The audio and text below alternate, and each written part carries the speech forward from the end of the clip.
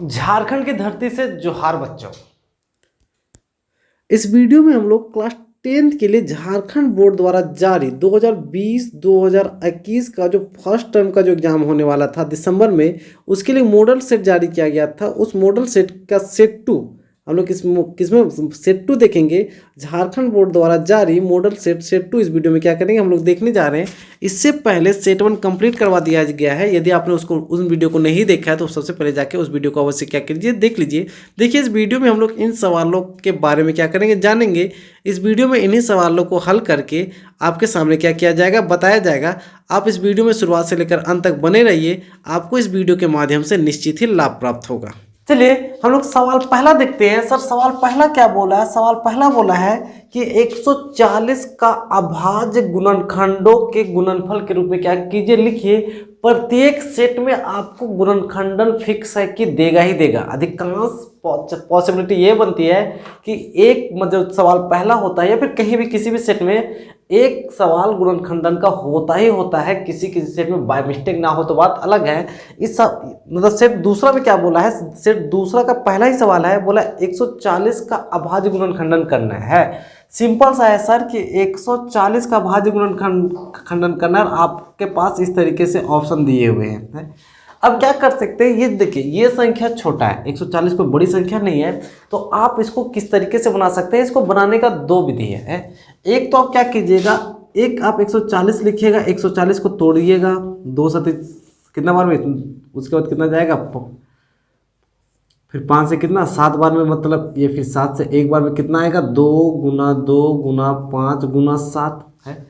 पहला आप क्या कर सकते हैं, पहला इस तरीके से संख्या का गुणनखंडन कर सकते हैं। नहीं तो दूसरा क्या कर सकते हैं, दूसरा सीधा ऑप्शन ही भिड़ा दीजिए। ऑप्शन में क्या होगा सर, ऑप्शन वही ऑप्शन होगा जिसको देखिए गुना करके देखिए, 2 दूना 4, 4 पचे 20, 20 सत्ते 140। जिस ऑप्शन में उन संख्याओं को गुना करने से जिसमें 140 आता है वही क्या होगा, आंसर होगा। आप 140 का गुणनखंडन कीजिएगा तो 2 गुना 2 गुना 5 गुना 7 आएगा। और ये 2 गुना 2 गुना 5 गुना 7 किस ऑप्शन में है, ऑप्शन नंबर बी में है। तो पहला का जो सही आंसर होगा वो ऑप्शन नंबर कौन सा होगा, बी होगा। है गुणनखंडन आपको क्या होता आता होगा। दूसरा नंबर बोला है कि किन्हीं दो धनात्मक पूर्णांक, दो क्या है, धनात्मक पूर्णांक ए और बी के लिए, दो धनात्मक पूर्णांक है। एक धनात्मक पूर्णांक क्या है, ए, और दूसरा धनात्मक पूर्णांक क्या है, बी। दो धनात्मक पूर्णांक ए और बी के लिए HCF गुना एलसीएम होगा। बोला है कि दो धनात्मक पूर्णांक ए और बी के लिए यही दो संख्याओं का HCF और गुना यही दो संख्याओं का एलसीएम क्या होगा। तो हम कल ही बताए थे, मतलब सेट 1 में हम बताए थे कि किन्हीं भी दो संख्याओं का जो HCF गुना एलसीएम होता है वो दोनों संख्याओं का गुणनफल होता है। यहाँ पे संख्या ए और बी है तो एक इंटू क्या होगा, बी होगा। मतलब HCF संख्या ए और बी का HCF और संख्या ए और बी का जो एलसीएम होगा, ये HCF गुना एलसीएम जो होता है वो उन संख्याओं का गुणनफल होता है। यहाँ पे धनात्मक संख्या ए और बी दिया हुआ है, इसलिए HCF गुना एलसीएम बराबर ए इंटू क्या होगा, बी होगा। उन दोनों संख्याओं का आपस में क्या होगा, गुणनफल होगा। तो गौर से देखिएगा, खलिस्थान में क्या भराएगा, खलिस्थान में भराएगा ए इंटू बी, क्योंकि HCF मासा गुना लासा बराबर संख्याओं का क्या होता है, गुणनखंड होता है। पहले भी जानते होंगे कि पहली संख्या गुना दूसरी संख्या बराबर LCM इंटू HCF। ठीक है। तीसरा नंबर देखिए, तीसरा बोला है कि 45 और 60 का HCF है। तीसरा सवाल बहुत आसान बोला है 45, 45 और 60, 45 और 60 का आपको क्या ज्ञात करना है, इन दोनों का ज्ञात करना है, HCF ज्ञात करना है। तो HCF निकालने का आपके पास बहुत विधि है। अब आपको जो विधि अच्छा लगे उसी विधि से HCF क्या कीजिए, निकाल लीजिए। अगर हमको सिर्फ HCF ही निकालना है तो 45 और 60 है, तो इस तरीके से लिख देंगे। है अब क्या कर सकते हैं, हम ये कर सकते हैं कि 45 का गुणनखंडन कर सकते हैं और 60 का गुणनखंड कर सकते हैं आराम से। 45 क्या होता है सर, एक सोचने वाला बच्चा सोचेगा 45 होता है 9 × 5 = 45 है।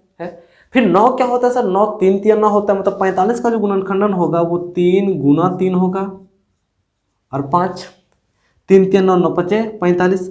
60 क्या होता है, लीजिए आप इस तरीके से भी 60 को तोड़ सकते हैं। 2 बार में जाएगा कितना होगा, 30 होगा, 2 बार में जाएगा 15 होगा, और 3 बार में जाएगा तो क्या होगा, 5 होगा, और 5 बार में जाएगा 1 होगा। मतलब 60 को लिखना होगा तो 2 दूना 4, 4 तिया 12, 12 पचे 60, 60 होता है, 12 पचे 60 है। अब अगर इन संख्याओं का एचसीएफ बोला है तो यहाँ गौर से देखिए 45 और 60 का मासा वही होगा जो दोनों में होगा। ऐसा कौन संख्या जो दोनों में, तो एक ही संख्या आपको यहाँ 5 नजर आ रहा होगा जो दोनों में होगा, तो एचसीएफ सिर्फ क्या होगा 5। अगर इस सवाल में एलसीएम पूछता, मतलब सवाल तीसरा का आंसर क्या होगा 5, और 5 सवाल किस ऑप्शन में है, तो ऑप्शन नंबर ए में है, तो इसका सही आंसर ऑप्शन ए होगा। लेकिन बोलता 45 और 60 का एचसीएफ ना निकाल के आपको एलसीएम निकालने बोलता, तो एलसीएम क्या होता है, जो दोनों में है उनको एक बार लिख दिया जाता है, बचे हुए को बाकी इनके साथ जो बचता है उनको भी क्या कर दिया जाता है, लिख दिया जाता है।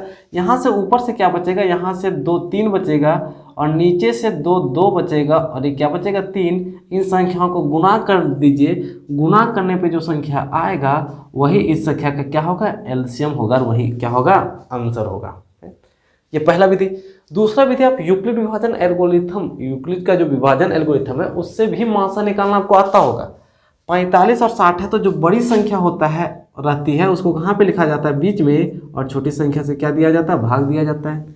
कितना बार में जाएगा, एक बार में, तो 45 का 45, 60 में 45 से घटाइएगा तो कितना बचेगा 15।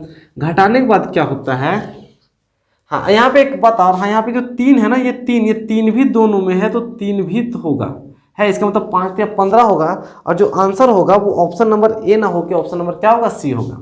ठीक है सर, ये 3 भी तो दोनों में था, तो 3 को भी लेना है। ठीक है, हाँ अब यहाँ 45 जो यहाँ पे है उसको यहाँ पे क्या कर दिया जाता है, उतार दिया जाता है। कितना बार में भाग जाएगा, 5 15 तिया 45, कितना बार में, 3 बार में, और यहाँ पे जो फाइनल जिससे पूरा भाग चल जाता है वही उस संख्या का क्या होता है, एचसीएफ होता है। और एचसीएफ कितना होगा, एचसीएफ इस संख्या का 15 होगा। एचसीएफ कितना होगा, 15 होगा।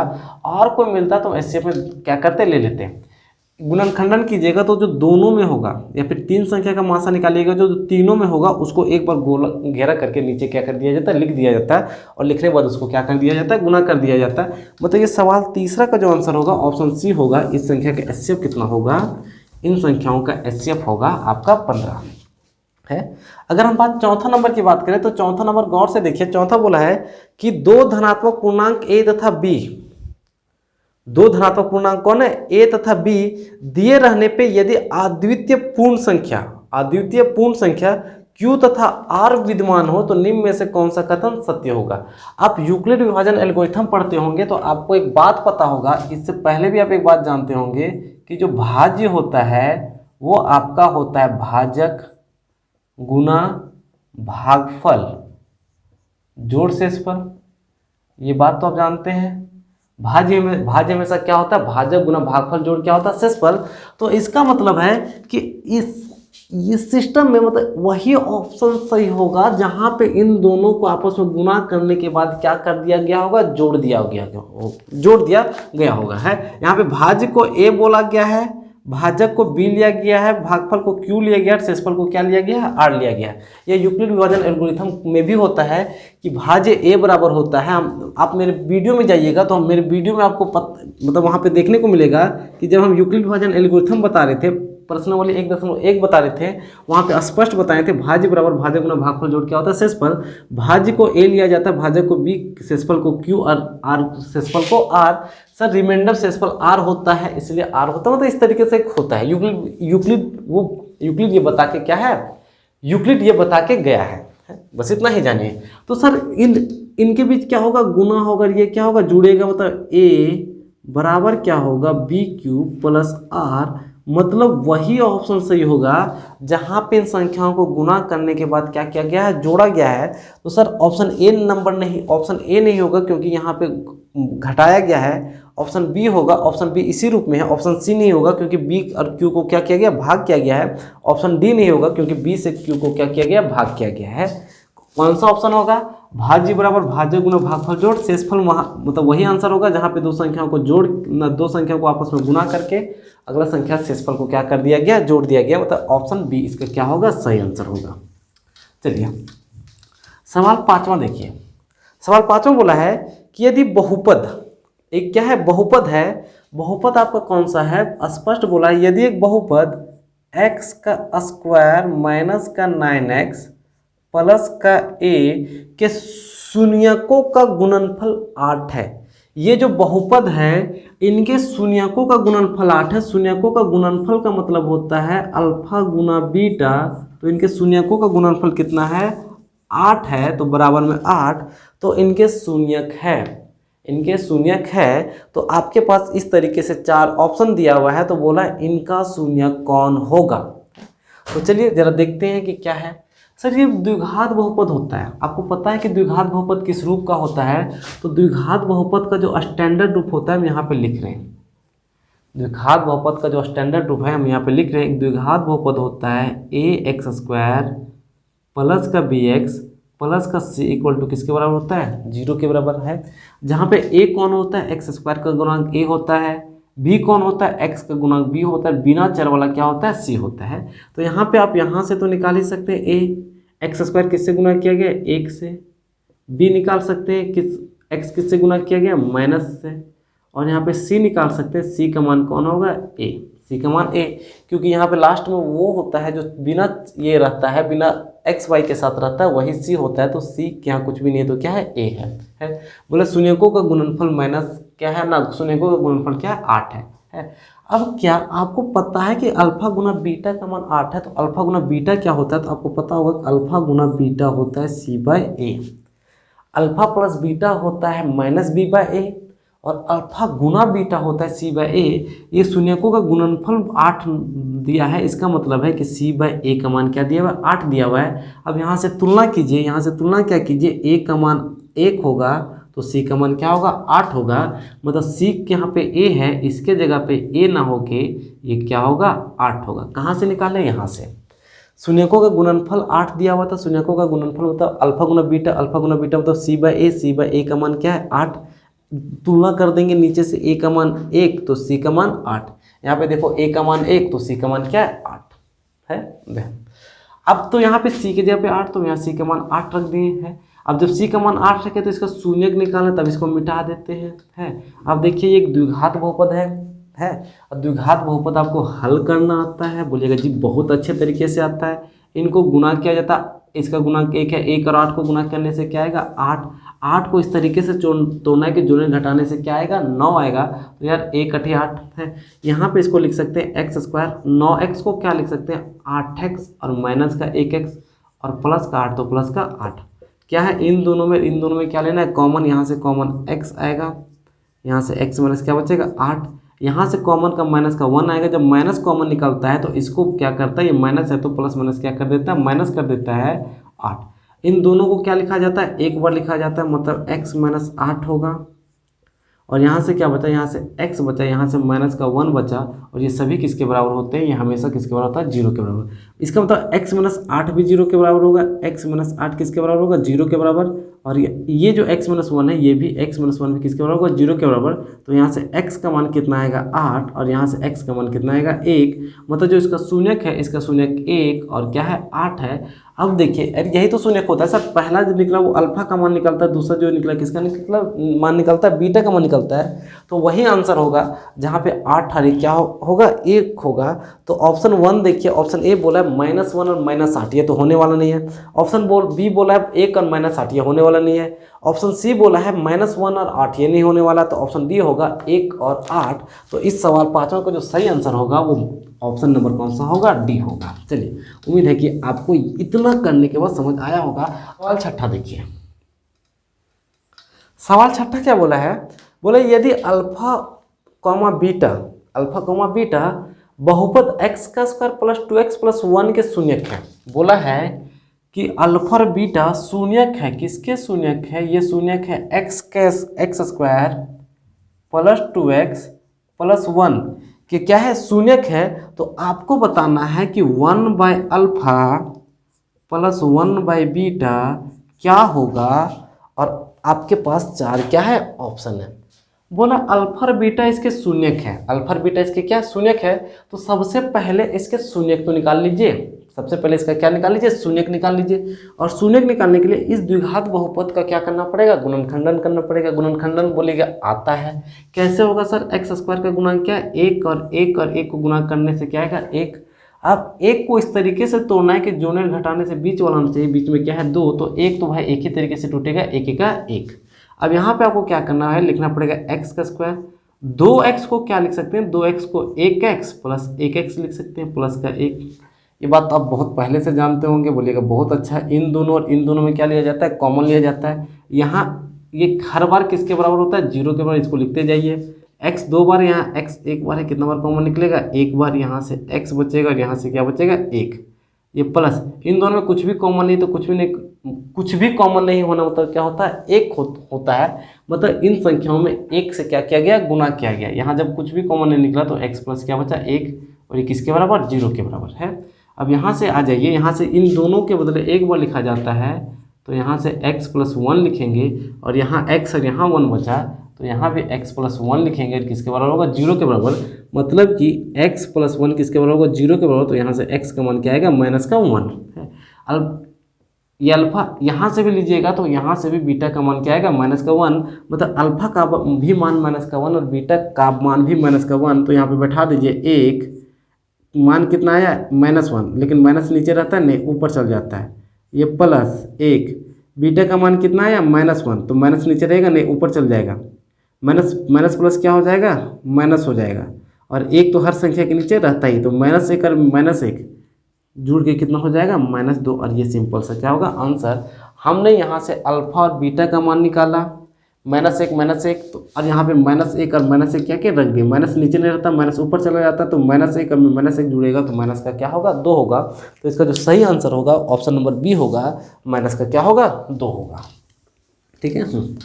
उसके बाद 7वां नंबर में आइए। 7वां नंबर क्या बोला है, 7वां नंबर आपको दिखेगा, हर मॉडल सेट में दिखता है। बोला है किसी बहुपद px के लिए शून्यकों का ग्राफ नीचे दिया गया है। बोला है बहुपद के लिए शून्य की संख्या ज्ञात करें। आपके पास इस तरीके का ग्राफ दिया हुआ है। सवाल हमेशा px के शून्यकों की संख्या ही पूछता है, कभी py के शून्यकों की संख्या पूछता नहीं है। और आपका जो ग्राफ है यहाँ पे x है, ये हमेशा x, ये तो हमेशा इसी तरीके से होता है, इसमें तो दिमाग लगाना नहीं है। और इस तरीके से है। बोला है px के शून्यकों की संख्या ज्ञात करो। यहाँ क्या बोला है, px के शून्यकों की संख्या, px के शून्यकों की संख्या। सर px के शून्यकों की संख्या वही होगा जो ये रेखा x अक्ष को कितना बार काटता है, वही आंसर होगा। जरा x अक्ष देखिए, ये एक बार यहाँ काटा, दूसरा बार यहाँ काटा, तीसरा बार यहाँ काटा, चौथा बार यहाँ काटा। इसका तो px के शून्यकों की संख्या 4, और ये सिंपल सा आंसर। अब ऑप्शन में देखिए, ऑप्शन किस नंबर पे है, ऑप्शन ए में है। इसका मतलब px के शून्यकों की संख्या कितना होगा, 4। कभी कभी ये भी हो सकता है, बाय मिस्टेक आज तक तो पूछा नहीं है, लेकिन अगर ये पूछ दे कि py के शून्यकों की संख्या, अगर एग्जामिनर ये पूछ दे कि py के शून्यकों की संख्या बताओ, तो कैसे बताओगे, तो फिर ये देखना है कि ये जो रेखा है y अक्ष को कितना बार काटा है। तो जो y अक्ष है, y अक्ष को कितना बार काटा है, सिर्फ y अक्ष को 1 बार काटा है, तो py के शून्यकों की संख्या कितना होगा, 1। पूछने पे फर्क होता है, पूछने पे निर्भर करता है कि px का शून्य की संख्या पूछ रहा है या py के शून्यकों की संख्या पूछ रहा है। हमेशा 100% आप यकीन मानिए कि एग्जामिनर आपको px के शून्यकों की संख्या पूछेगा। px के शून्यकों की संख्या मतलब कि ये जो रेखा है, जो कर्व है, वो x अक्ष को कितना बार काट रहा है, जितना बार x अक्ष को काटेगा वही px के शून्यकों की क्या होगी, संख्या होगी। ठीक है, ये सवाल 7वां था। अब सवाल 8वां देखिए।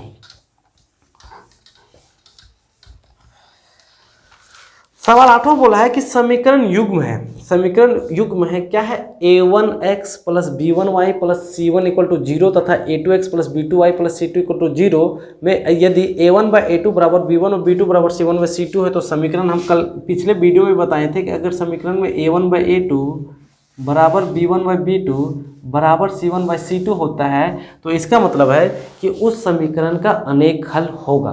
उस समीकरण का क्या होगा, अनेक हल होगा। ये बात हमने पिछले वीडियो में भी, पिछला मॉडल सेट में भी क्या किया, बहुत अच्छे से बताए, मतलब कि बताए हैं। 3 कंडीशन होता है, a1 by a2 not equal to b1 और b2। इसका मतलब समीकरण संगत होगा, समीकरण एक दूसरे से प्रतिच्छेद करेंगे, उसका एक हल होगा। एक होता है कि a1 by a2 equal to b1 b2 not equal to c1 by c2। इसका मतलब होता है कि समीकरण असंगत होगा और समीकरण का कोई हल होने वाला नहीं है। और जब तीनों आपस में बराबर होंगे, इसका मतलब समीकरण संगत तो होगा, साथ ही साथ समीकरण के अनेक हल होंगे।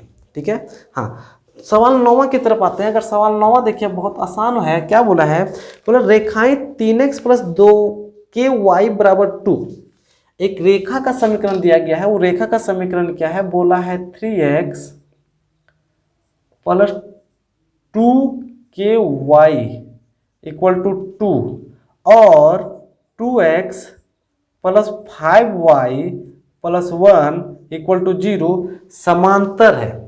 आपस में क्या है, समांतर है। तो k का मान ज्ञात कीजिए, k का मान ज्ञात कीजिए। अब बताइए कि रेखाएं समांतर होती कब है, जब आपके पास दो समीकरण दिया हुआ है, ये समीकरण पहला है और ये समीकरण दूसरा है, और हम इस सवाल बोल रहा है कि ये दोनों रेखाएं समांतर है। दोनों रेखाएं क्या है, समांतर है। तो आपको बताना है k का मान, तो k है कहाँ, आपको गौर से देखिएगा। तो समीकरण 1 में y के गुणांक के साथ ये जो चीज छुपा हुआ 2 के साथ क्या है, k, इसी k का आपको क्या करना, मान ज्ञात करना है। तो सर समांतर होने के लिए एक बात हमेशा याद रखिए, रेखाएं क्या होने के लिए, रेखाएं समांतर होने के लिए, रेखाएं क्या होने के लिए, समांतर होने के लिए जो कंडीशन बनता है वो बनता है a1/a2। जो कंडीशन बनता है वो a1/a2 इक्वल टू होता है b1/b2 और नोट इक्वल टू होता है c1/c2 है। तो सर होने के लिए तो देखिए ये नहीं होता है, b1/b2 note equal to c1/c2 होता है। तो सर नहीं होने के लिए तो संख्या अनंत है, संख्याएं अनंत है। उन अनंत संख्या में एक ही संख्या होगा जब ये समांतर होगा, नहीं का तो सवाल ही नहीं है। मतलब c1/c2 के साथ b1/b2 को चर्चा नहीं किया जाता, वो है क्योंकि उसके लिए अनेक मान होता है, तो भाई अलग बात है। इसका मतलब है कि रेखाएं तभी समांतर होगी जब a1/a2 इक्वल टू b1/ क्या होगा, b2। अब यहाँ से आप a1/a2 बराबर b1/b2 लिखे हैं। a1 क्या होता है, जो समीकरण 1 में x का गुणांक होता है, x का गुणांक 3 है, तो a1 की जगह पे 3। a2 कौन होता है, समीकरण दूसरा में जो x का गुणांक होता है, समीकरण दूसरा में x का गुणांक 2 है, तो इसका मान 2 बराबर। b1 कौन होता है, समीकरण 1 में जो y का गुणांक होता है वो b1 होता है, तो y का गुणांक क्या है, y का गुणांक 2k है, तो ये 2k होगा। और b2 कौन होता है, समीकरण दूसरा में जो y का गुणांक है ये 5, तो ये 5 होगा। अगर ये आप नहीं जानते तो हमारे चैनल के प्लेलिस्ट में आके है पता कीजिए कि ये किस चैप्टर का सवाल है, और उस चैप्टर में जाके इस उन वीडियो को आराम से क्या कीजिए, देख लीजिए। हर चीज़ वहाँ पे डिटेल से क्या किया गया है, बताया गया है। आपको वो वीडियो देखने पे अवश्य क्या आ जाएगा, समझ आ जाएगा है। और जब बराबर में है तो कौन सा गुना होता है सर, तिरछा गुना। 2k को 2 से गुना कीजिएगा तो आएगा 4k और 5 या 15। यहाँ से k यहीं रहेगा 15 और k उधर है, इधर आएगा तो किस में आएगा, भाग में। इसका मतलब जो k का मान होगा वो 15/4 होगा। और 15/4 किस ऑप्शन में, ऑप्शन नंबर सी में। ऑप्शन क्या, सी में। मतलब जो 9 का जो सही आंसर होगा ऑप्शन नंबर क्या होगा, सी होगा। ठीक है, हाँ। अब इसके बाद चलिए सवाल 10वां देखिए। 10वां भी k ही बोला है, 10वां में भी बोला है कि k के किस मान के लिए रेखा युग्म, k के किस मान के लिए रेखा युग्म। फिर से दो समीकरण दिया हुआ है, फिर से बोला है कि 8x प्लस 5y बराबर 9 और kx प्लस 10y बराबर का 15 असंगत है। क्या रेखा युग्म क्या है सर, असंगत है। असंगत फिर से वही होता है, असंगत होने के लिए a1/a2 इक्वल टू b1/b2 और नोट इक्वल टू c1/c2 जब समीकरण होता है तब क्या होता है, असंगत होता है। मान तो अनेक हो सकता है, इसलिए c1/c2 को लिया जाता नहीं है। आपको क्या लेना है, a1/a2 बराबर b1/b2 दिखाना है। ये a1 होता है, ये b1 होता है। a1 का मान कितना है 8, b1 का मान कितना है 5। ये a2 होता है, a2 का मान कितना है k और b2 का मान कितना है 10। काट दीजिएगा, 5 जगह 5, 5 दूना 10, तिरछा गुना कीजिएगा, k को 1 से कीजिएगा तो k, 8 को 2 से कीजिएगा तो 16। मतलब इसमें k का मान क्या होगा 16। k का मान जब 16 रखिएगा तो इस समीकरण का युग्म होगा वो असंगत होगा। असंगत मतलब ये समीकरण को हल किया जा सकता नहीं है। तो 16 किस ऑप्शन में है, 10वां का जो 16 है वो 16 बी ऑप्शन में है। अगला बोला है 11 समीकरण युग्म है। फिर से एक समीकरण युग्म दिया हुआ है 11 नंबर में। जो समीकरण युग्म है वो क्या है, 5x plus 3y equal to 4 और 3x minus 2y equal to 10 का हल है। का क्या है सर, हल है। तो सर जैसा अगर इस तरीके का सवाल आपके पास आएगा और आपके पास 4 ऑप्शन तो है, आपके पास 4 ऑप्शन है, तो एक काम कीजिए, ऑप्शन ही बैठा के देख लीजिए, ऑप्शन को ही बैठा के क्या कीजिए, देख लीजिए, और जो जिस ऑप्शन को रखने से इसका आंसर सही आएगा वही आंसर होगा। अगर हम ऑप्शन को यहाँ से पिक करें तो अगर ऑप्शन ए है तो ऑप्शन ए क्या बोला है, 3 और ना, ऑप्शन ए बोला है कि x का मान 1 है और y का मान -1 है। ऑप्शन बी क्या बोला है, x का मान 2 है और y का मान -2 है। ऑप्शन सी, ऑप्शन डी इसी तरीके से बोला है। तो चलो देखते हैं, अब आगे ऑप्शन है लिख सकते हैं, क्या कीजिए, मान ही बैठा दीजिए, ऑप्शन में जो चीज़ दिया हुआ ना उसका मान ही बैठा दीजिए, और मान बैठाने के बाद ये दोनों समीकरण को संतुष्ट करा लीजिए। अगर दोनों समीकरण संतुष्ट हो गया तो बात बन गया। जरा पहला ऑप्शन देखिए होगा क्या, x का मान 1 है तो 1 रखिएगा तो 5 का 5 है, यहाँ पे कितना आएगा 5, y का मान -1 है तो -3 को 1 से कीजिएगा तो -3 और 5 में 3 घटाइएगा तो 2 आएगा, और यहाँ पे आना 4 चाहिए था, मतलब ये आंसर होने वाला नहीं है। जरा x का मान 2 बैठा के देखिए, तो x का मान जब 2 बैठाइएगा तो 5 दूना 10, यहाँ पे -2 रखिएगा तो 3, यहाँ पे -2 रखिएगा तो 3 दूना -6, मतलब 10 में -6 घटाइएगा तो 4, ये ऑप्शन आ रहा है। इसको भी सेटिस्फाइड करना चाहिए। x का मान 2 रखो तो 3 गुना 2 -2, y का मान कितना -2 तो -2, कितना आना चाहिए 10 आना चाहिए। देखिए 3 दूना 6, ये माइनस प्लस 2 दूना 4 और 6 और 10 ये कर रहा है। इसका मतलब है कि दोनों इक्वेशन को संतुष्ट कर रहा है। जो ऑप्शन दोनों इक्वेशन को संतुष्ट करे वही उसका सही क्या होगा, आंसर होगा। मतलब इसका आंसर कौन होगा, ऑप्शन नंबर बी। आप ये कर सकते हैं, नहीं तो आपके पास तो बहुत विधि है। दो समीकरण को हल करने का आपके पास बहुत विधि है, विलोपन विधि, वज्रगुणन विधि, प्रतिस्थापन विधि। आपको जो विधि आता है उस विधि को आप अप्लाई कर लीजिए। अब बोलिएगा सर अप्लाई कैसे करें, तो आप हमारे चैनल में जाइए, हम अपने चैनल में बताए हैं प्रतिस्थापन विधि, वज्रगुणन विधि, विस्थापन विधि सभी को है। देखिए हम यहाँ पे विलोपन विधि लगाते हैं। हम विलोपन विधि में y को बराबर करना चाहते हैं, तो जब y को बराबर किया जाता है तो y के अपोजिट गुणांक से एक दूसरे को क्या कर दिया जाता है, गुणा कर दिया जाता है। इसका मतलब y का गुणांक यहाँ 2 है तो ऊपर वाले समीकरण को 2 से गुना करेंगे। इस समीकरण में y का गुणांक 3 है तो नीचे वाले समीकरण को किससे गुना करेंगे, 3 से गुना कर दो। 5 दूना 10x प्लस 3 दूना 6y, 4 दूना 8, इसको गुना कीजिएगा 3 तिया 9x, 3 दूना 6y और 10 तिया 30। जब चिन्ह अलग अलग होता है और मान बराबर होता है तो समीकरण को क्या कर दिया जाता है, जोड़ने पर, मतलब इस इक्वेशन को जोड़ देंगे, प्लस माइनस कट जाएगा। 10 और 9 कितना होगा, 10 9 19 और 8 30 38, 19 का 19, 19 दूना 38। इसका मतलब x का मान कितना आया, 2। x का मान जब 2 आया तो x का मान इस समीकरण में क्या करना है, रख देना है। x के जगह पे क्या रखोगे, 2। जब यहाँ 2 रखेगा तो 5 दूना 10, यहाँ से क्या आएगा 5 दूना 10 आएगा। उधर प्लस का 10 आएगा, इधर आएगा तो माइनस का 10 होगा।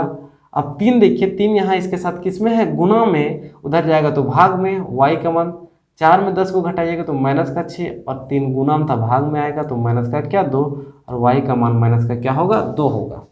y का मान माइनस का क्या होगा, 2 होगा। x का मान क्या होगा, 2 होगा। ये किस इक्वेशन में था,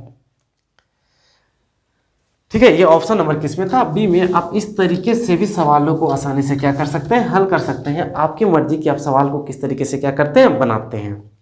चलिए सवाल 12 देखिए, बोला है x बराबर a, x बराबर क्या है a और y बराबर b। मतलब कि जहां या x बोलो a बोलो बात बराबर है, b बोलो या y बोलो बात क्या है, बराबर है।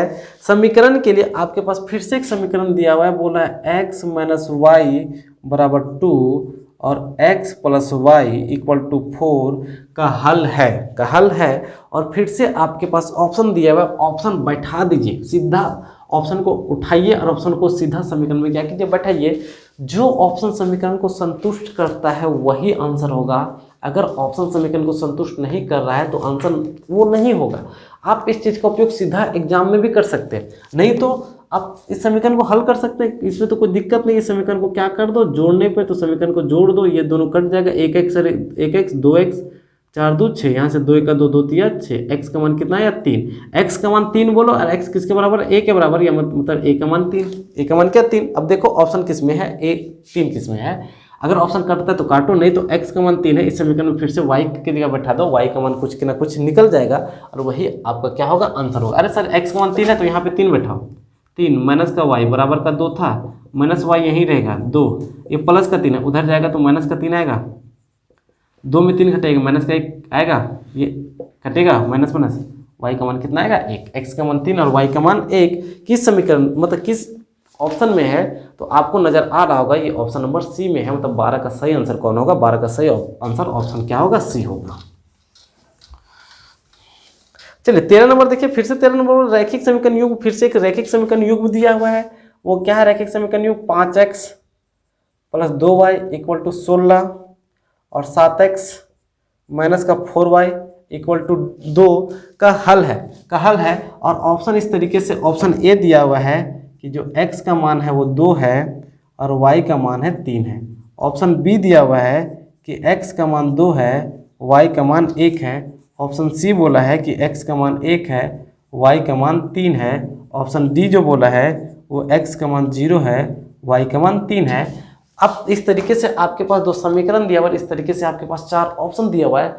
इन सवालों को हल करने का 2 विधि है, या तो पहला ऑप्शन ही पटक के देख लो, ऑप्शन पटक के देखने के बाद जो बराबर में देगा वही आंसर होगा, नहीं तो अभी समीकरण को क्या कर दो, हल कर दो। जरा ऑप्शन पटक के देखते हैं। ऑप्शन क्या पटकेंगे हम, ऑप्शन ए उठाते हैं, x का मान 2 रखते हैं, तो x का मान यहाँ 2 रखिएगा तो 5 दूना 10। इतना कैलकुलेशन 10 क्लास के बच्चे, तो इतना छोटा मोटा कैलकुलेशन तो आना चाहिए। x की जगह पे 2 रखिएगा तो 5 दूना 10, यहाँ से 10 आएगा। y का मान 3 रखिएगा तो 3 दूना 6, 10 और 6 कितना 16, क्या आ रहा है, बिल्कुल हाँ। पहला संतुष्ट होने से नहीं होगा, दूसरा भी संतुष्ट होना चाहिए। x का मान कितना 2 तो 7 दूना 14 है, y का मान 3 तो 4 तिया 12, 14 में 12 घटेंगे तो 2 आएगा। इसका मतलब ऑप्शन यही क्या हो रहा है, संतुष्ट हो रहा है, तो वही इसका सही क्या होगा आंसर। बाकी बात इन ऑप्शनों को भी रख सकते हैं, जैसे x का मान 2 तो है 2, 5 दूना 10, y का मान 1 तो 2 का 2, यहाँ से 10 आ रहा है, यहाँ से 2 आ रहा है, 10 और 2 कितना होता है 12, लेकिन बराबर में क्या दिया हुआ है 16, तो ये ऑप्शन सही होगा नहीं।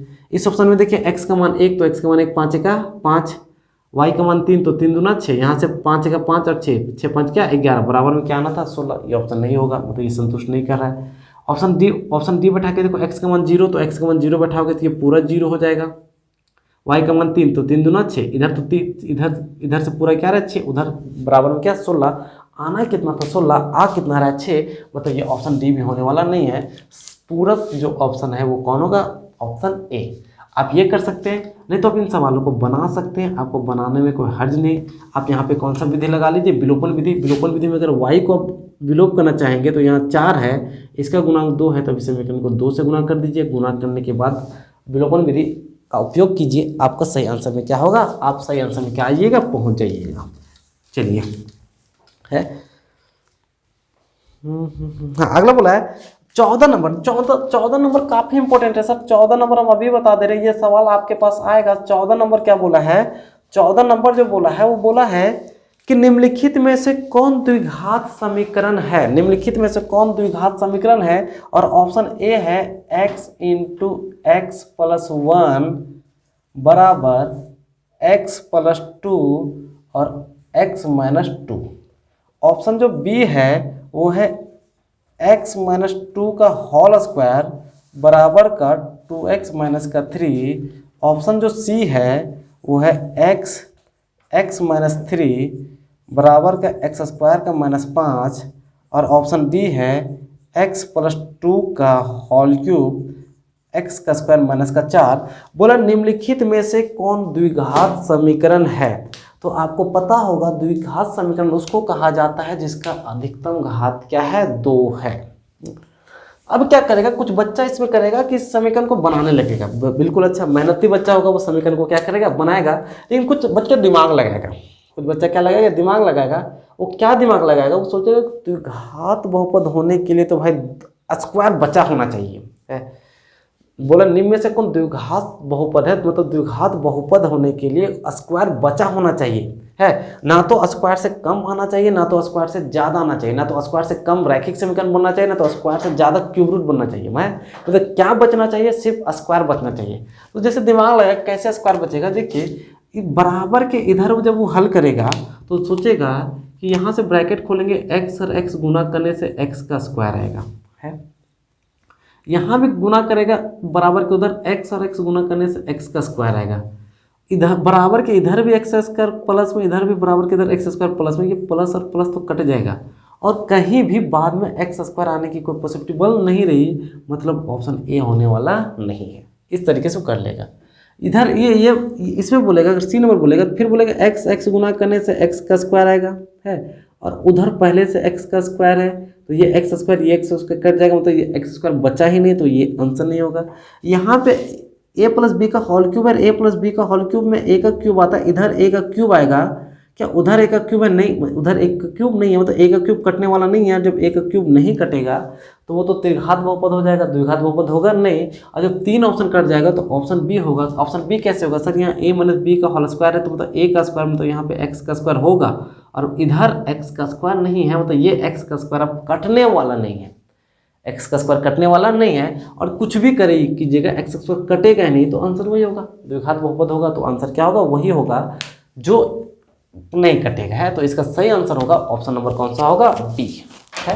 उम्मीद है कि आपको ये बिल्कुल क्या आया होगा, समझ आया होगा। दूसरे अपने तरीके से भी अप्लाई कर सकते हैं, प्रत्येक समीकरण को बना के देखिए, बना पूरा हल करके देखिए, हल करने के बाद भी इसी ऑप्शन पे आप क्या आइएगा, आ जाइएगा। चलिए उम्मीद है आपको ये समझ आ रहा होगा। 15 क्या है, सवाल 15 बोला द्विघात समीकरण के समान या पुनरावृत्ति मूल होने के लिए शर्त है। एक द्विघात समीकरण है, उस जो द्विघात समीकरण है वो समान होना चाहिए, उसके मूल समान होने चाहिए, और द्विघात समीकरण का जो मूल होता है वो समान तभी होता है जब d का मान क्या होता है, 0 होता है। हमने सेट 1 में भी बहुत विस्तार से बताया है कि जब डिस्क्रिमिनेट का मान 0 होता है तभी उन द्विघात समीकरण का मूल क्या होता है, समान होता है। इसका मतलब जो 15 का आंसर होगा वो ऑप्शन नंबर कौन सा होगा, बी होगा। अगला बोला है एक द्विघात समीकरण x का square minus 5x plus 4 equal to 0 की विवितिका है। विवितिका है मतलब द्विघात समीकरण है, वो द्विघात समीकरण क्या है, x का स्क्वायर माइनस का 5x प्लस का 4 इक्वल टू 0। इसका बोला विवितिकर है, विवितिका मतलब है डी डिस्क्रिमिनेट निकालना। हम पिछला ही बार बताए थे कि जो डी का वैल्यू होता है वो डी का वैल्यू होता है बी का स्क्वायर माइनस का 4ac। अब बी कौन होगा, ए कौन होगा, तो यहाँ से ए लिखे सर, एक्स स्क्वायर का गुणा ए होता है, किससे गुणा क्या है, बी कौन होता है, एक्स के साथ होता है बी, और सी कौन होता है जो बिना होता है वो बी के जगह पे क्या सर 5, तो -5 का क्या करेंगे, होल स्क्वायर करेंगे, माइनस का 4 ए का मान 1 और सी का मान 4, -5 का स्क्वायर प्लस का 25, 4 चौके 16 और 25 में 16 घटाइएगा तो 9। इसका मतलब इसका जो डिस्क्रिमिनेट है, डिस्क्रिमिनेट का मान कितना आएगा 9, और 9 कौन से ऑप्शन में है, 9 ऑप्शन सी में है। सही आंसर कौन होगा, ऑप्शन सी। 17 नंबर देखिए, बोला एक द्विघात समीकरण है, एक द्विघात समीकरण है, वो द्विघात समीकरण देखिए बोला है 3x स्क्वायर माइनस का 2x प्लस का 1/3 इक्वल टू 0। एक द्विघात समीकरण इस रूप में है, कब विवितिकर है क्या, फिर से इसका विवितिकर पूछा है, मतलब फिर से इसका क्या पूछा है, फिर से इसका डी पूछा है। तो डी निकालने का फॉर्मूला होता है बी का स्क्वायर माइनस का 4ac, फिर वही बात है। अब सब यहाँ पे हर में देखिए 3 है, तो आप क्या कीजिए, समीकरण को दोनों तरफ से 3 से क्या कर दीजिए, गुना कर दीजिए, इधर भी 3 से गुना कर दीजिए, इधर भी किसे गुना कर दीजिए, 3 से। अब जब इसको 3 से गुना कीजिएगा तो 3 तिया क्या होगा 9x स्क्वायर, 3 से गुना कीजिएगा तो 3 दूना 6x, और जब इसको 3 से गुना कीजिएगा तो ये 3 और ये 3 कट जाएगा, ऊपर से क्या बचेगा 1, और ये किसके बराबर 0 के बराबर। यहाँ से a का मान क्या होगा, x स्क्वायर का गुणांक होता है a का मान 9, b का मान क्या होगा माइनस का 6 और c का मान 1। और जब ये ए बी सी निकल गया तो आप डिस्क्रिमिनेट का मान क्या कर सकते हैं, निकाल सकते हैं, बी के जगह पे -6, तो -6 का क्या होगा स्क्वायर माइनस का 4, ए का मान 9 और सी का मान 1, 6 का मान कितना, 6 का स्क्वायर 36, और उधर से 9 चौके 36, इसका मतलब 0। डी डिस्क्रिमिनेट का मान कितना आएगा 0। ऑप्शन किस में है, ऑप्शन नंबर किस में है, ए में। अगर 18 की बात करें, 18 ये कौन सा नंबर था, ये 17 था, हाँ 18 बोला है। 18 भी इसी तरीके से 3x स्क्वायर प्लस 1/3, हाँ समीकरण वही है, समीकरण यही है 3x स्क्वायर माइनस का 2x प्लस 1/3 के मूल है, क्या मूल है, तो अभी इसको हम हल करके देखिए, 3 से गुना कर दीजिएगा तो 3 तिया 9 होगा, 3 दूना यहाँ पे क्या होगा 6 होगा, और यहाँ पे क्या होगा 1 किसके बराबर होगा 0 के बराबर। अब इसका मूल निकालना है, मूल निकालना तो इसको तोड़ना आना चाहिए। 9 और 1 को गुना करने से क्या आएगा 9 को इस तरीके से तोड़ना है कि जोड़े घटाने से 6 आना चाहिए, तो 3 3 कितना होता है 9। यहाँ से 9x², 6x को क्या लिख सकते हैं 3x माइनस क्या लिखेंगे 3x प्लस का 1, इन दोनों और इन दोनों में क्या लीजिएगा कॉमन लीजिएगा। कॉमन लेने के बाद जो आएगा वही आंसर आपका आएगा है। आप इस तरीके से तोड़ना आपको आता होगा। इसका जो सही आंसर होगा ऑप्शन नंबर बी होगा 1/3 इंटू 1/3। 19 बोला है कि एक द्विघात समीकरण है, वो क्या है kx² प्लस का 4x प्लस का 1 इक्वल टू 0 हो। एक द्विघात समीकरण kx² प्लस 4k प्लस 1 बराबर 0 के मूल समान हो, के मूल क्या है समान हो, तो k का मान ज्ञात करना है। सर इसका मूल समान है, मूल समान होने के लिए मतलब मूल समान तब होता है जब डिस्क्रिमिनेंट का मान 0 होता है। मूल समान कब होता है, इनके दोनों मूल आपस में बराबर कब होंगे, जब d का मान क्या होगा 0, और d का मान 0 इसका मतलब d का जो फॉर्मूला होता है वो होता है b² माइनस का 4ac बराबर 0। d इक्वल टू 0 बोलो या फिर b² माइनस का 4ac बराबर 0 बोलो है। अब यहाँ से यहाँ पे a देखिए, a कौन है x² का गुणांक क्या हो k, b कौन है 4, c कौन है 1 है, बैठा दो b², b कौन है 4, तो यहाँ से 4² माइनस 4, a का मान कौन है k, c का मान कौन है 1 बराबर किसके 0। 4² करोगे तो 16 और यहाँ से क्या आएगा 4k बराबर 0। ये 16 इधर प्लस में है, उधर जाएगा तो माइनस में 16 जाएगा। अब ये माइनस कटेगा, 4 1 4, 4 4 16, इसका मतलब k का मान कितना आएगा 4, और k का मान 4 किस ऑप्शन में है, k का मान जो 4 है ऑप्शन नंबर डी में है, मतलब इसका सही आंसर होगा ऑप्शन डी होगा। अगर हम सवाल 20 पे देखें, हम सवाल किस में देखें 20 में, बोले द्विघात समीकरण, फिर से एक द्विघात समीकरण है, वो है x² माइनस का 3x माइनस का 10 इक्वल टू 0 के मूल ज्ञात करें। कि क्या करना है मूल ज्ञात करना है। आप इस सवाल को क्या कर सकते हैं ऑप्शन भी बैठा के देख सकते हैं, नहीं तो इसको हल कीजिएगा। इसका गुणांक 1 है, 1 और 10 को गुणा कीजिएगा 10 आएगा, 10 को तोड़ना है किसमें 5 में ना 10, अरे सर x² के गुणांक और इसको गुणा किया जाता है, x² का गुणांक क्या 1 और 10 है, 10 को इस तरीके से किया जाता है कि बीच का पद आना चाहिए, टूटेगा 2 5 10, 5 में 2 घटाइएगा तो 3 आएगा। इसके बाद गुणनखंडन आपको करना आता है, आप इसको गुणनखंडन कर लीजिएगा। गुणनखंडन करने के बाद जो आंसर आएगा ऑप्शन नंबर ए आएगा माइनस का 2 और क्या 5। एक ही सवालों को बार बार बताना उचित होता नहीं है। चलिए और 21 में आते हैं। बोला एक एपी है वो एपी कौन है, एपी के बारे में क्या बोला, एपी 3 1 माइनस का 1 माइनस का 3 डॉट डॉट के लिए क्रमशः बोला प्रथम पद और सार्वंतर बताना है। तो सर प्रथम पद ये जो पहला पद है वही प्रथम पद 3 है, सार्वंतर 3 के बाद कहाँ गया सर 1 गया है, कितना घटा है 2 घटा है, तो प्रथम पद 3 होगा, सार्वंतर माइनस का 2 होगा। कौन से ऑप्शन में होगा, ऑप्शन नंबर बी में। अगला बोला है एपी, फिर से एक एपी दिया हुआ है। एपी किस तरीके से है 21 18 15 डॉट डॉट का कौन सा पद शून्य है। बोला है कि इस एपी का कौन सा पद क्या शून्य है। तो आपको पता होगा कि इस कंडीशन माना जाता है कि जो एनवा पद है, एनवा पद क्या है शून्य है। और एन का फॉर्मूला आपको पता है, एन का फॉर्मूला होता है a plus n minus 1 into d, इसी का मान क्या है शून्य है। ए का मान एपी में ए कौन है 21, तो 21 यहाँ से n माइनस 1, डी कौन है सर अंतर कितना का है 21 से कितना गया 18 गया, मतलब कितना घटा 3 घटा, तो डी का मान माइनस का 3 ये बराबर 0। ये प्लस का 21 है, उधर जाएगा तो माइनस का 21 होगा, उधर जाएगा तो माइनस का क्या होगा 21 होगा।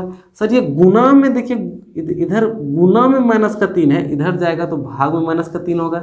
ये माइनस माइनस कटेगा, 3 को 7 से भाग 3 21 को 3 से भाग दीजिएगा तो कितना बचेगा 7 बचेगा। देखिए सर ये n इधर माइनस में 1 है, ये माइनस वाला 1 उधर जाएगा तो प्लस में आएगा, इधर क्या बचेगा n बचेगा, n का मान 7 और 1 8 है। कैलकुलेशन मेंटली था, दिमाग का था, अब दिमाग में कर सकते हैं। कौन सा पद शून्य होगा, इसका 8वां पद कौन सा, 8वां पद क्या होगा शून्य होगा, कर लीजिएगा।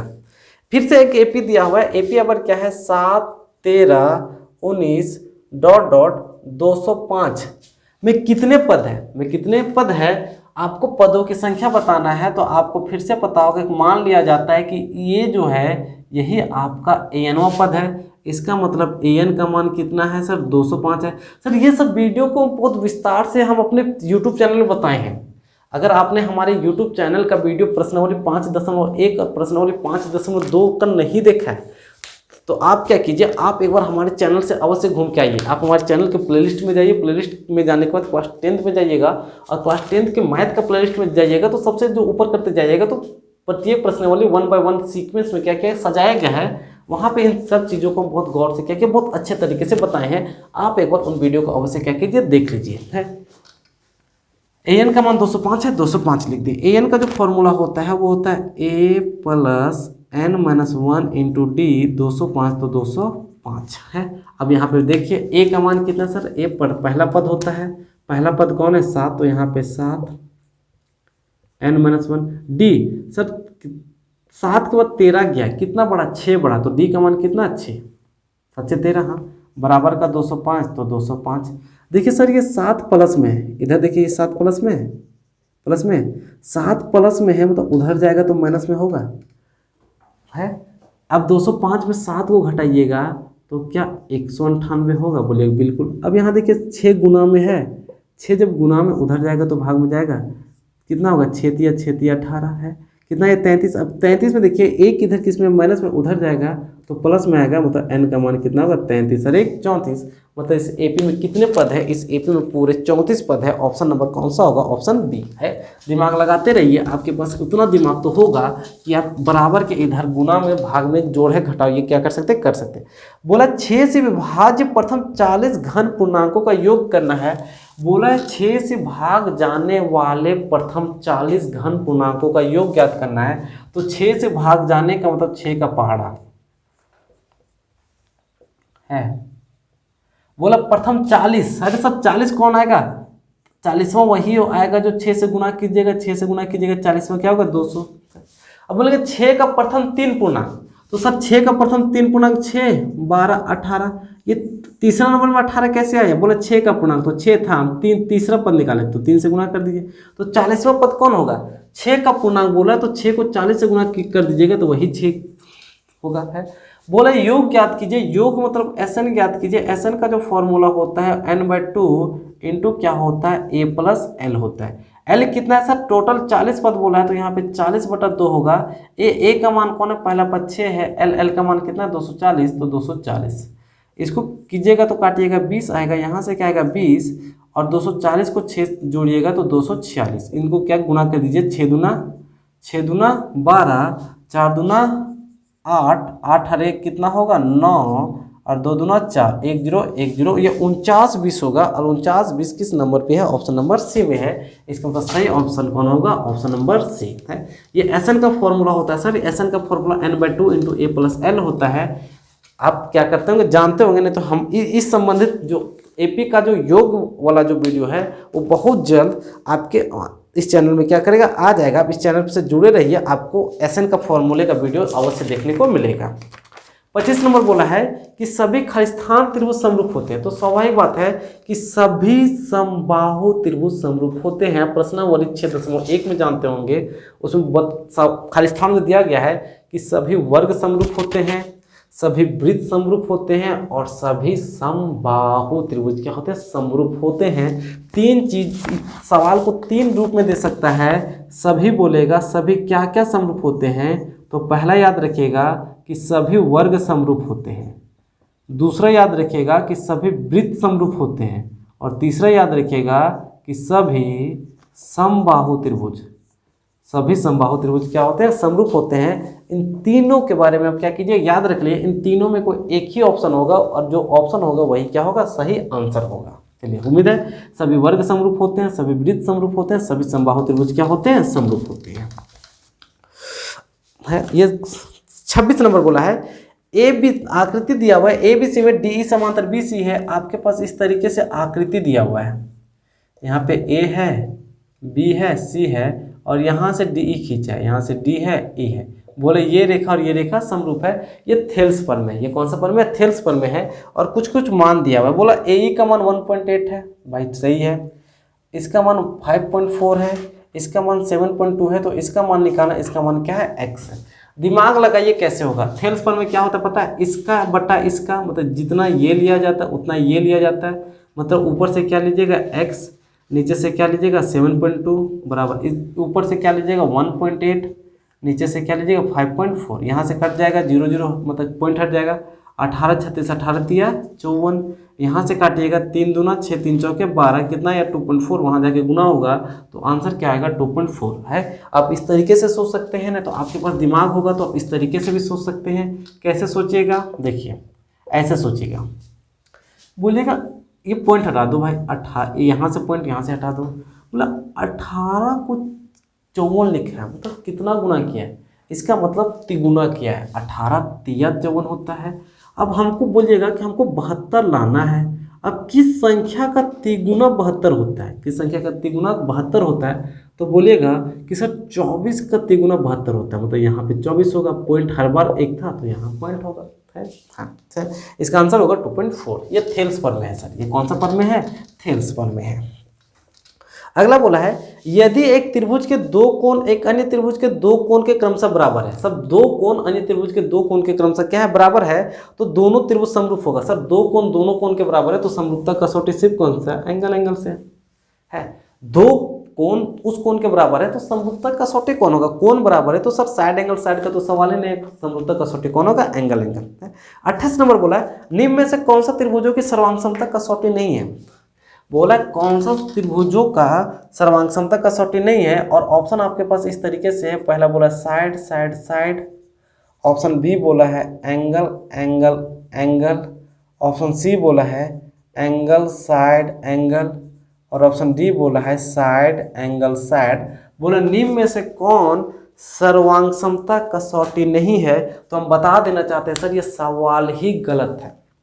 सवाल अपने आप में सही है, ऑप्शन गलत है, क्योंकि यहाँ पे जो चारों ऑप्शन दिया वो चारों का चारों सर्वांग समता कसौटी है। साइड साइड साइड भी सर्वांग समता कसौटी होता है, एंगल एंगल एंगल भी सर्वांग समता कसौटी होता है, एंगल भी सर्वांग समता कसौटी होता है, और साइड एंगल साइड भी क्या होता है, सर्वांग समता कसौटी होता है। इसको थोड़ा सा इस ऑप्शन को करना चाहिए था, इस ऑप्शन को थोड़ा चेंज करना चाहिए। सर्वांग समता कसौटी में एक ऑप्शन देना चाहिए था साइड साइड, और क्या देना चाहिए था, एंगल देना चाहिए था।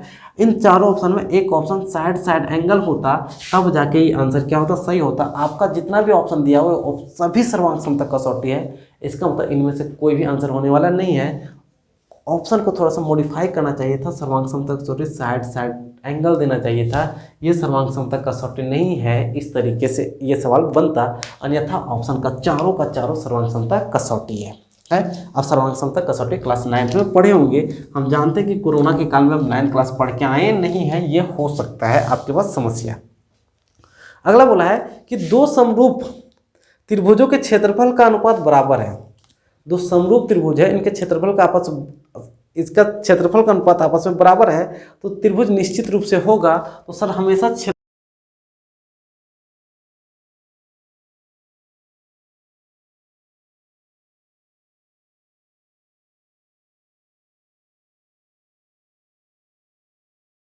होगा।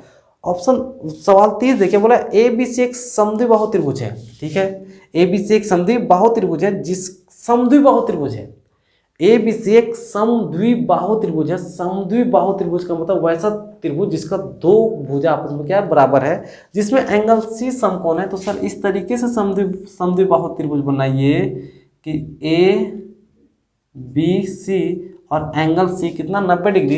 तो सर ये 90 डिग्री, तो 90 डिग्री के सामने कौन होगा, कर्ण होगा, और ये कौन होगा, ये लंब होगा, और ये कौन होगा, ये आधार होगा। ये समद्विबाहु त्रिभुज है। समद्विबाहु त्रिभुज का मतलब ये भुज और ये भुज आपस में बराबर होगा। इस ए सी बराबर किसके होगा, बी सी के बराबर होगा। नीचे आपके पास 4 ऑप्शन है, तो कौन सा ऑप्शन सही होगा, तो आपको पाइथागोरस प्रमेय देखिए, जब भी समकोण त्रिभुज आएगा, जब भी समकोण त्रिभुज आएगा तो आपको पाइथागोरस प्रमेय आना चाहिए। पाइथागोरस प्रमेय क्या बोलता है सर, कर्ण का होल स्क्वायर। कर्ण कौन है सर, ए बी। इसका मतलब है कि जो ए बी का जो होल स्क्वायर है वो लंब के होल स्क्वायर, लंब कौन है सर, ए सी, तो ए सी के होल स्क्वायर, आधार कौन है, बी सी, तो बी सी के होल स्क्वायर के बराबर होगा। लेकिन इस तरीके से देखने से, इस तरीके से आपको कहीं भी ऑप्शन मिलेगा नहीं। ऑप्शन को थोड़ा सा मॉडिफाई कीजिए। यहाँ पे देखिए, यहाँ पे लिखिए ए बी का होल स्क्वायर, देखिए सर, BC किसके बराबर, जब ये समद्विबाहु तो BC AC के बराबर है, तो BC की जगह पे क्या लिखिएगा AC, तो ये AC का होल स्क्वायर होगा, और यहाँ से AB का होल स्क्वायर, एक AC स्क्वायर मिलके कितना AC स्क्वायर, 2 AC स्क्वायर, और इसका सही जो मिलेगा ऑप्शन नंबर किसमें मिलेगा, D, AB स्क्वायर बराबर 2AC स्क्वायर। ये आप सिर्फ क्या करना है, आपको यहाँ पे पाइथागोरस प्रमेय क्या करना है, अप्लाई कर देना है, इस AB BC को AC में बदल देना है, क्योंकि ये समद्विबाहु त्रिभुज है, ये भुजा और ये भुजा इसके आपस में क्या है, बराबर है। चलिए, उम्मीद है कि आपको ये समझ आया होगा। चलिए सवाल 31 की तरफ आते हैं। सवाल 31 क्या बोला है, बोला त्रिभुज ABC में AB बराबर 7, AC बराबर 25 और BC बराबर 24 है, तो एंगल B का मान बताना है। तो हम कल ही बताएं कि जब भी आपको एंगल का मान बताना पड़ेगा तो एंगल B का मान बताना पड़ेगा, तब श्योर रहिए कि एंगल B का मान 90 होगा, क्योंकि क्लास 10 तक एंगल B का मान 20, 30, 40, 50 ये सब निकालने का कोई झंझट नहीं है। ये क्या करता है, ये सवाल को पाइथागोरस प्रमेय पे ही सेट कर देता है। जैसे कि देखिए, आपको इस तरीके से एक त्रिभुज बना लीजिए, बोला त्रिभुज ABC में AB का मान 7, यहाँ पे A रख दीजिए, B रख दीजिए, C, AB का मान 7 तो इसका मान क्या 7, AC का मान 25 तो इसका मान 25, BC का मान 24 तो इसका मान 24। देखिए सर, बोला कौन B बताना है तो कौन B बताना है। सर इसके सामने 25 है, और 25 का जब स्क्वायर कीजिएगा तो 625 आएगा। इसका मतलब इन दोनों का स्क्वायर करने से भी 625 आना चाहिए। 7 का वर्ग कितना 49, 24 का स्क्वायर कितना 576, और जोड़िएगा तो 625 है। इन दोनों का स्क्वायर जोड़ने से इसके स्क्वायर के बराबर आता है, मतलब ये कर्ण है, कर्ण के सामने क्या होता है 90 डिग्री होता है। और कोण P का मान पूछा है, कोण B का मान कितना डिग्री 90 डिग्री। ये पाइथागोरस ट्रिपलेट पे ही सेट करता है। यहाँ पे आपको पाइथागोरस ट्रिपलेट दिख गया होगा 7, 24, 25। जब भी एक समकोण त्रिभुज होगा तो उनकी भुजाओं का जो ये होगा वो 7, 24, 25 होगा। यदि कर्ण 25 होगा तो एक भुजा 7 होगा, दूसरी भुजा 24 होगा, है। अगर कर्ण 25 होगा तो ये 7 है, 7 और 24 का क्या बनता है, अनुपात बनता है। ये पाइथागोरस ट्रिपलेट है। उम्मीद है कि ये बिल्कुल भी समझ आया होगा। सवाल 31 के बाद बढ़ते हैं सवाल 32 में। बोला है एक वृत्त की स्पर्श रेखा उसे कितने बिंदुओं पर प्रतिच्छेद करती है। तो आपकी जानकारी के लिए दो तरह, एक वृत्त में दो होता है, एक होता है स्पर्श रेखा है और दूसरा होता है छेदक रेखा। एक स्पर्श रेखा और दूसरा कौन सी रेखा होता है, छेदक रेखा। सर एक वृत्त है। स्पर्श रेखा क्या होता है सर, स्पर्श रेखा वो होता है जो सिर्फ इसको टच करते हुए जाता है, जो टच करते हुए जाता है। तो पूछा जाएगा कि स्पर्श रेखा उसको कितने बिंदुओं पे प्रतिच्छेद करेगा। तो इसका आंसर हमेशा क्या होता है, एक। किसी भी वृत्त में जो उसकी स्पर्श रेखा होती है वो उसको एक बिंदु पे क्या करती है, प्रतिच्छेद करती है। अगर इधर स्पर्श रेखा खींचेगा तो यहाँ एक बिंदु पे प्रतिच्छेद करेगा। ये जो हमने रेखा खींचा, ये खींचा हमने स्पर्श रेखा है। लेकिन एक होता है छेदक रेखा। छेदक रेखा क्या होता है, जो इस वृत्त को छेद करते हुए जाते हैं, और जब छेद करेगी तो कितने बिंदु भाग पर, कितने जगह पे प्रतिच्छेद करेगी, तो एक और एक दो। तो छेदक रेखा कितने बिंदुओं पर प्रतिच्छेद करती है, तो दो। सवाल कुछ भी आ सकता है, उस वृत्त के स्पर्श रेखा कितने भागों, कितने बिंदु को टच करती है, एक। छेदक रेखा का आंसर क्या होगा, दो। तो ये स्पर्श रेखा पूछा है, इसका आंसर कौन होगा, एक, ऑप्शन नंबर ए में। 33 नंबर बोला एक बिंदु P से वृत्त की स्पर्श रेखा की लंबाई 15 सेंटीमीटर है। ठीक है, एक बिंदु का है P, तो एक बिंदु P से वृत्त की स्पर्श रेखा की लंबाई क्या है, 15 सेंटीमीटर। तो इसकी एक स्पर्श रेखा की लंबाई खींचो, कितना सेंटीमीटर, 15 सेंटीमीटर। और P से केंद्र की दूरी कितना है, 17। तो इस यहाँ पे केंद्र होगा और केंद्र से इसकी दूरी कितना है, 17 सेंटीमीटर। ये कितना, 17 सेंटीमीटर। तो बोला है कि वृत्त की त्रिज्या बताना है, तो वृत्त की त्रिज्या यहाँ से यहाँ क्या करना है, बताना है। आपको पहले पता होगा कि स्पर्श रेखा और त्रिज्या के बीच कितना डिग्री का कोण बनता है, 90 डिग्री। यहाँ कितना बनेगा, 90। जब ये 90 बनेगा तो 90 के सामने ये कौन होगा, 90 के सामने ये कर्ण होगा। कर्ण कितना है सर, कर्ण 17 है। एक भुजा कितना दिया हुआ है, एक भुजा 15 दिया हुआ है। तो स्वाभाविक बात है ये कितना होगा, तो ये 8 होगा, क्योंकि एक इंटेलिजेंट विद्यार्थी जानता है 8, 15, 17 का एक पाइथागोरस ट्रिपलेट बनता है। नहीं तो आप इसको निकालने के लिए इसको x मान लीजिएगा। तो ये 90 डिग्री है, पाइथागोरस प्रमेय अप्लाई कीजिएगा तो कर्ण का स्क्वायर, कर्ण कितना 17, तो 17 का होल स्क्वायर बराबर लंब का स्क्वायर, लंब कौन होगा x, तो x का स्क्वायर प्लस आधार, आधार कौन है 15, तो 15 का होल स्क्वायर। 17 का स्क्वायर यहाँ से कीजिएगा तो 289 आएगा। 15 का स्क्वायर 225 प्लस में इधर आएगा तो माइनस का 225। एक्स स्क्वायर है इधर चढ़ेगा तो क्या आएगा रूट, और उधर से क्या बचेगा एक्स। घटाइएगा तो कितना आएगा 64, और 64 का रूट निकालिएगा तो कितना आएगा 8। इसका मतलब एक्स का मतलब कितना आएगा 8।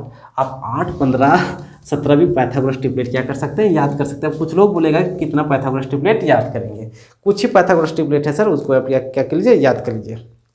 35 नंबर बोला है ना, 34 नंबर बोला है यदि टीपी और टीक्यू केंद्र ओ वाले किसी वृत्त के दो स्पर्श रेखा है, एक वृत्त है, एक क्या है वृत्त है, और टीपी और टीक्यू, तो इसका मतलब टी आ रहा है तो एक होगा टीपी और दूसरा होगा टीक्यू है। टीपी और टीक्यू एक ओ केंद्र वाले एक ओ केंद्र है, ओ केंद्र वाले वृत्त की क्या है स्पर्श रेखा है, और बोला पी ओ क्यू 110। तो जरा देखते हैं यहाँ से, यहाँ अगर पी होगा तो पी ओ क्यू का मान कितना है 110। तो टी पी क्यू बताना है, मतलब पी टी क्यू बताना है, मतलब इसका मान आपको क्या करना बताना है। बहुत आसान है सर।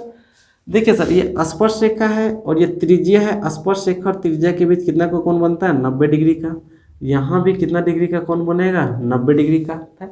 अब गौर से देखिए ये एक पूरा चतुर्भुज नजर आ रहा है, पी ओ क्यू टी एक चतुर्भुज नजर आ रहा है। चतुर्भुज के चारों कोणों का योग क्या होता है 360। तो सर ये 90 और 90 मिलके 180 हो गया। इन दोनों मिलके 180 होता है, मतलब इस कोण और इस कोण को जोड़ने से कितना आना चाहिए 180। इसके पास 110 है, 110 में कितना जोड़ेंगे तो 180 आएगा, तो 110 में 70 जोड़ेंगे तो 180 आएगा, मतलब इस कोण का मान कितना होगा 70।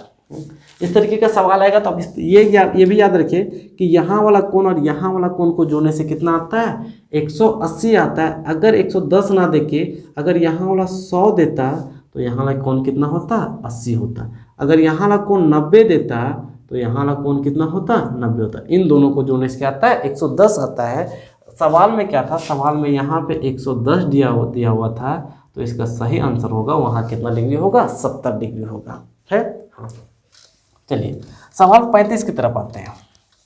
सवाल किसकी तरफ 35 की तरफ बोला है किसी वृत्त की स्पर्श रेखा से कितने बिंदु पर प्रतिच्छेद करती है। ये सवाल दो बार रिपीट कर गया, 32 और सवाल 35 एक ही है, तो उसकी स्पर्श रेखा उसको एक बिंदु पे क्या करती है प्रतिच्छेद करती है। अगला बोला है 36 नंबर बोला 120 केंद्रीय कोण और 7 सेंटीमीटर त्रिज्या वाले वृत्त के त्रिज्यक खंड का क्षेत्रफल निकालना है।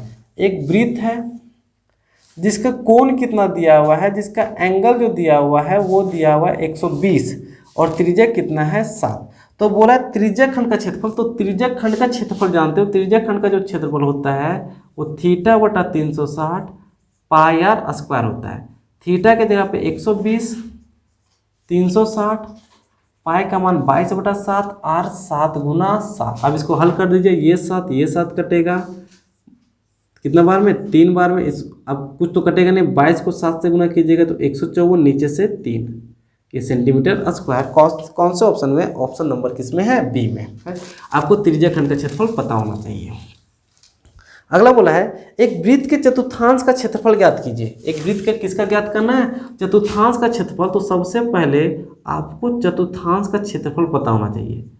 सवाल डायरेक्टली भी पूछ सकता है कि चतुर्थांश का क्षेत्रफल क्या होता है। चतुर्थांश का क्षेत्रफल होता है 1/4 पाई आर स्क्वायर। चतुर्थांश होता क्या है सर, एक वृत्त है ना, वृत्त को 4 भागों में बांट दिया, 4 भाग में कोई एक टुकड़ा ही क्या कहलाता है चतुर्थांश कहलाता है। तो पूरा वृत्त का क्षेत्रफल होता है pi r square. Pi r square में 4 भाग में बांटा गया है, और 4 भाग का कितना टुकड़ा है एक टुकड़ा, तो एक टुकड़ा इसलिए एक ऊपर भाग कितना बांटा गया 4, तो 4 नीचे। चतुर्थांश का क्षेत्रफल कितना होता है, चतुर्थांश का क्षेत्रफल तो 1/4 पाई आर स्क्वायर। बोला इस वृत्त का जो परिधि है वो कितना है 22 है, मतलब इस वृत्त का परिधि कितना है 22, और वृत्त की परिधि 2 पाई आर होता है। 2 पाई आर का मान कितना दिया हुआ है 22, 2 पाई का मान 22 बटा 7, यहाँ आर बराबर 22, तो 22 ये 22 और ये 22 कटेगा, और ऊपर जाएगा 2 नीचे आएगा, मतलब आर का मान होगा 7 बटा 2। अब यहाँ पे 1 बटा 4, पाई का मान 22 बटा 7, आर का मान 7 बटा 2, तो 7 बटा 2 और 7 बटा 2 ये होगा। 2 से कितना बार में जाएगा, 11 बार में जाएगा। 11 सत्ते 77, नीचे 4 दूना 8, और जब इसको 77 को 8 से भाग दीजिएगा तो 9.625 सेंटीमीटर क्या आएगा, स्क्वायर आएगा। ये ऑप्शन नंबर बी आपका क्या होगा, सही होगा। आपको इसमें 2 चीज़ पता होना चाहिए, एक वृत्त की परिधि होती है 2 पाई आर और एक चतुर्थांश का क्षेत्रफल होता है 1/4 पाई आर स्क्वायर है।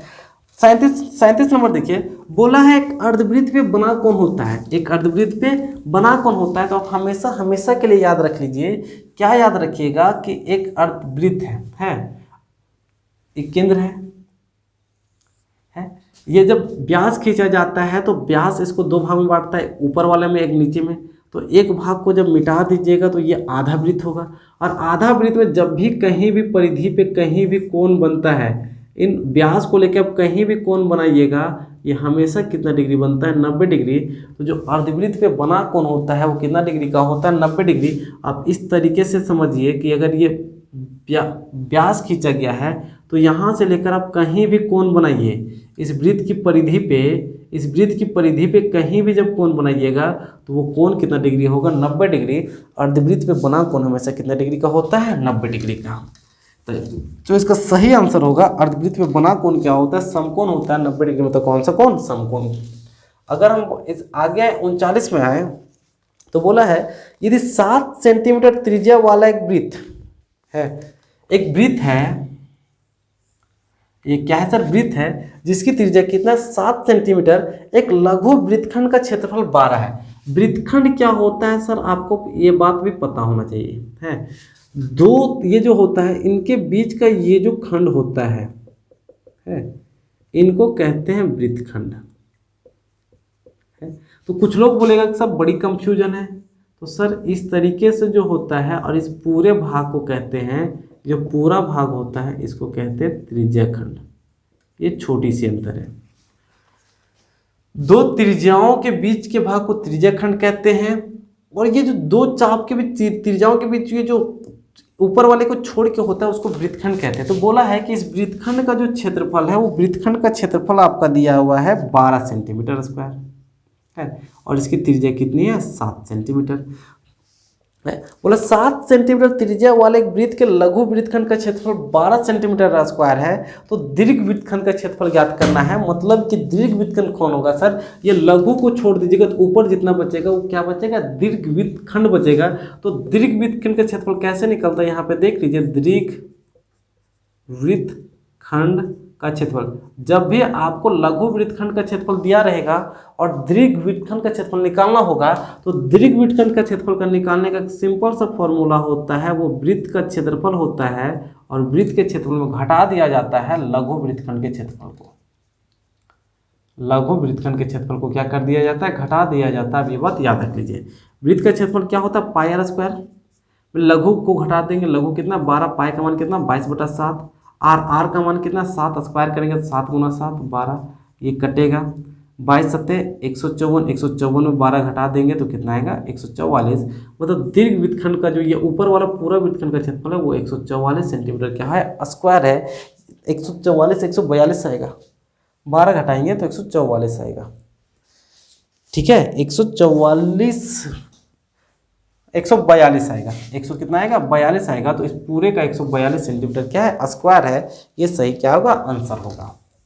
चलिए इस मॉडल सेट का सबसे लास्ट सवाल पे आते हैं। ये जो मॉडल सेट है इसका सबसे लास्ट सवाल पे आते हैं। बोला 21 सेंटीमीटर त्रिज्या वाला एक वृत्त है, एक क्या है, वृत्त है, इसका त्रिज्या 21 सेंटीमीटर है कि चाप की लंबाई क्या होगी जो केंद्र पे 60 डिग्री का कोण बनाता है। मतलब एक केंद्र पे यहाँ पे 60 डिग्री का कोण बना रहा है और त्रिज्या 21 सेंटीमीटर है। तो चाप की लंबाई पूछा, यहाँ से यहाँ तक की दूरी ही क्या होता है, यही होती है चाप की लंबाई। और चाप की लंबाई का फॉर्मूला होता है θ/360 2πr। चाप की लंबाई यही होता है θ/360 2πr। थीटा के जगह पे 60 बैठाइएगा, यहाँ पे 360 होगा, 2 पाई का मान 22/7 कीजिएगा, आर का मान 21। कितना बार में कटेगा, 6 बार में है। 7 का 7 7 या 21, 3 एका 3, 3 दूना 6, ये 2 और ये 2 कटेगा, कितना आएगा 22, मतलब चाप की लंबाई कितनी होगी 22 सेंटीमीटर। और ये 22 सेंटीमीटर आपके कौन से ऑप्शन में है, ये 22 सेंटीमीटर आपके ऑप्शन सी में है। चलिए ये 40 सवालों का मॉडल, मतलब ये क्लास 10 के लिए जो मॉडल सेट था, ये मॉडल सेट का सेट 2 था। ये सेट 2 के 40 सवालों को आपके सामने हल करके क्या किया गया, बताया गया है। ये सवाल काफ़ी ही अच्छे लेवल के हैं। इन सवालों को आप एक बार एग्जाम में जाने से पहले अवश्य हल कर लीजिएगा। आपको काफ़ी बोरियत लगती होगी, ये बात हम जानते हैं, क्योंकि एजुकेशन में आनंद होता नहीं है। पहली बात, आप एक बार अवश्य इन सवालों को हल करके अवश्य एग्जाम में जाइएगा। इन सब सवालों से आपको एग्जाम में काफ़ी हेल्प मिलने वाली है। ये इसमें हम कुछ ज़्यादा डिटेल नहीं बता रहे हैं, क्योंकि बहुत 40 सवाल को अगर हम डिटेल से बताने लगेंगे तो कम से कम 2 से 3 घंटे का वीडियो बन जाएगा है। आप क्या कर सकते हैं, डिटेल जानने के लिए आप हमारे चैनल के प्लेलिस्ट में जाके 1 बाय 1 हमारे सभी वीडियो को देख सकते हैं। वहाँ पे आपको ये सब बिल्कुल स्पष्ट क्लियर हो जाएगा है। चलिए इस वीडियो में इतना ही, क्योंकि ये 40 सवाल का ही वीडियो था। अगर आपको वीडियो पसंद आता है तो आप वीडियो को लाइक कीजिएगा। अगर आप हमारे चैनल पर नए हैं तो हमारे चैनल को सब्सक्राइब कर लीजिए। आपको हमारे चैनल के माध्यम से निश्चित ही लाभ प्राप्त होगा। चलिए मिलेंगे नेक्स्ट वीडियो में। नेक्स्ट जो वीडियो होगा वो सेट 3 को लेके होगा। आप हमारे चैनल के साथ बने रहिए। चलिए मिलते हैं नेक्स्ट वीडियो में, तब तक के लिए जय हिंद, गुड बाय, वंदे मातरम।